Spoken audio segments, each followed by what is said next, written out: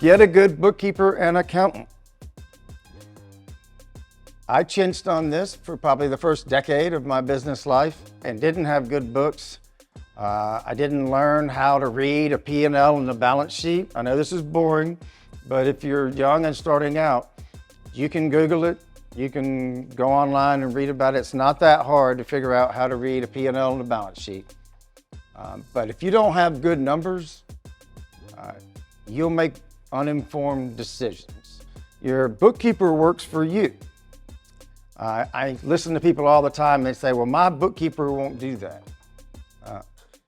But he works for you. He should present the books in the manner in which you want to see them.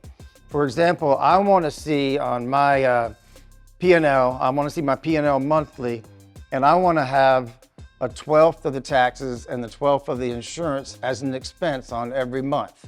So I see the real cash flow instead of waiting until December and I have a bad month because taxes are due. I like to see it every month. I don't care if you like that or not, but that's the way I want it. So I direct my bookkeeper to give me the books the way I want to see them. So I think a lot of young people starting out in business don't feel like they can just go to their bookkeeper and tell him or her what they want, and they can. These are people are vendors, they work for you. You can fire them, get another one if you don't like them. So I just encourage you to really talk to them, tell them what you want to see. If you want to know something about your business, and ask them, where is this? You know, how do I print these reports and all that? Big deals are not more work than smaller deals. This is something I wish I'd learned a long, long time ago when I spent, I don't know, 15, 16 ever years working on little house deals. And then we got into storage and added a zero at the end, and it was the same amount of work. You guys are in the right room, but the economies of scale are much better on the big deals and all that.